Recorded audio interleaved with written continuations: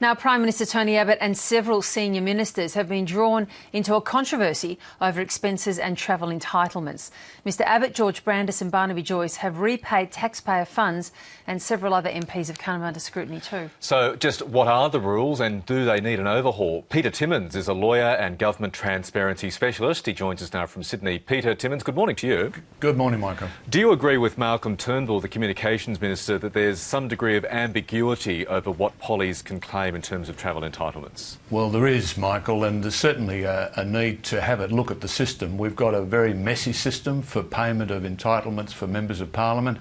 Some of them are paid by the Department of Finance, and they're published periodically every 6 months.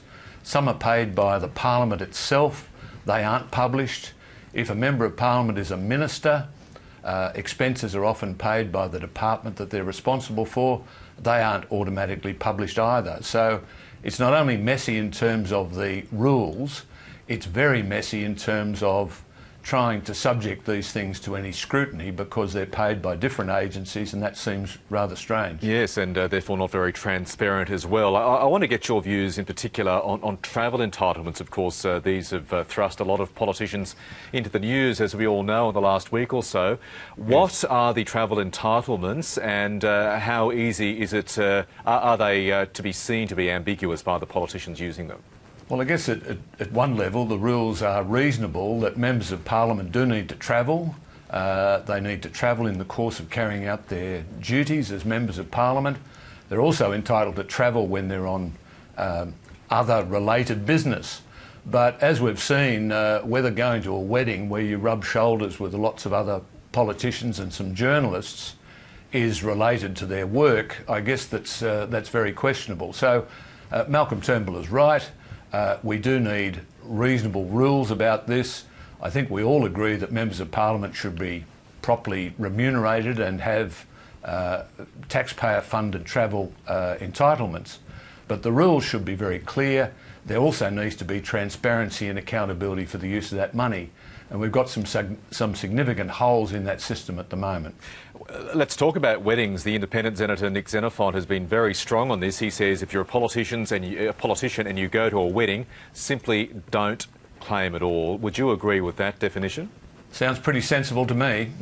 No matter who you meet with, because as we know, looking at that radio host's wedding in Australia and the wedding in India attended by, amongst others, Julie Bishop, the claim made by the various politicians was, yes, well, it wasn't only a social occasion, but they used the opportunity to talk business with other high-profile guests at the wedding. But as we all know, weddings are purely social occasions to the large part.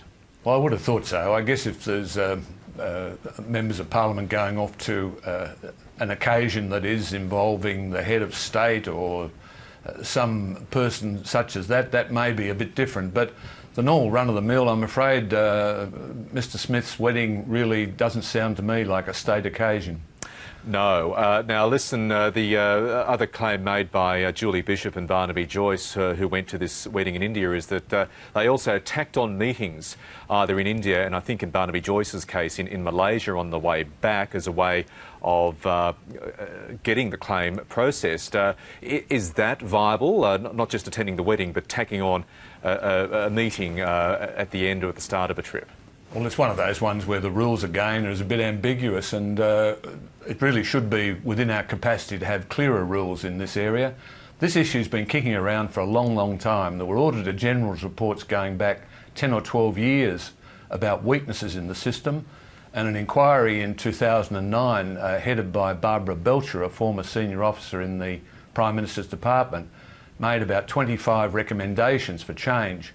Only a couple of those were ever acted on by the Labor government. So we really do have a need to have a close look at this system. Yes, and what's it going to take, though, Peter, to have that closer look, given that all the major parties do enjoy these travel entitlements? Yes, well, we've had voices in the Parliament before who've raised these issues. People like John Faulkner have raised integrity issues before. You've had various people from the Greens who've raised these issues, Nick Xenophon. I'm afraid what's lacking are the major parties who really haven't spoken up very strongly on this issue, but maybe the time has come. Yes, over to them indeed. Peter Timmins, it's been great talking to you this morning. Thanks so much. Thanks, Michael.